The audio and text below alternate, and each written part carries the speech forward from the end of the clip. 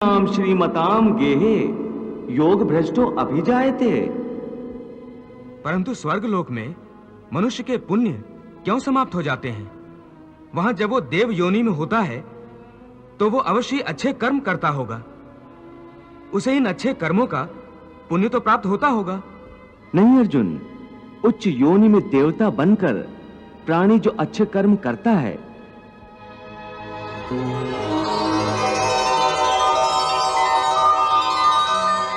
या नीच योनि में जाकर प्राणी जो क्रूर कर्म करता है, उन कर्मों का उसे कोई फल नहीं मिलता। क्यों?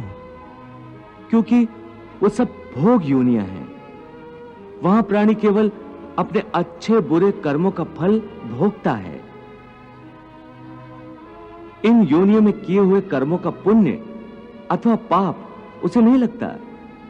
हे पार्थ, केवल मनुष्य की योनि में ही किए हुए कर्मों का पाप या पुण्य होता है, क्योंकि यही एक कर्म योनि है।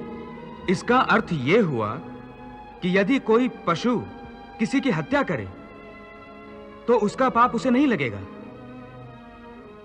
और यदि कोई मनुष्य किसी की अकारण हत्या करे तो पाप लगेगा। बिल्कुल ठीक। परंतु यह अंतर क्यों? इसलिए कि पृथ्वी लोक पर समस्त प्राणियों में केवल मनुष्य एक ऐसा प्राणी है जो विवेकशील है।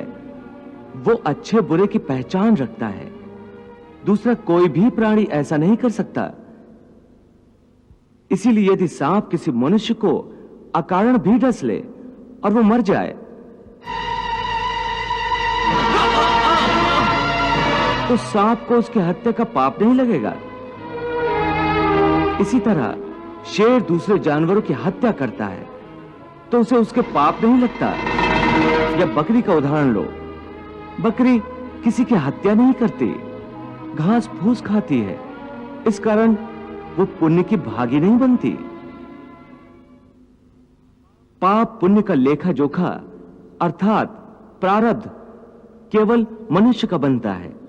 इसीलिए जब मनुष्य अपने पाप और पुण्य भोग लेता है तो उसे फिर मनुष्य की योनि में भेज दिया जाता है। ते तम भुक्त्वा स्वर्ग लोकम विशालम क्षीणे पुण्ये मर्त लोकम विशंति एवं त्रिधर्मम अनुप्रपन्ना गतागतम काम कामा लभन्ते। अर्थात देवों की योनियों में जो मनुष्य होते हैं वो अपने सुख भोग कर स्वर्ग से भी लौट आते हैं।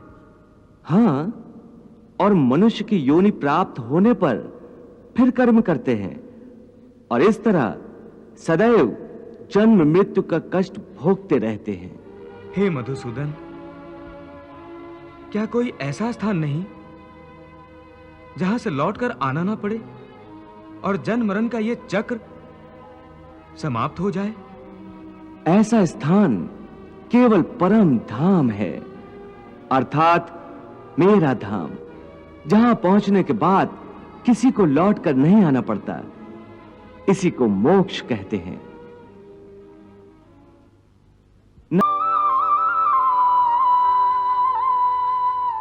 हे अर्जुन, मनुष्य जन्म का प्रधान उद्देश्य मोक्ष प्राप्त करना है, और यह मोक्ष केवल मनुष्य योनि द्वारा ही प्राप्त हो सकता है।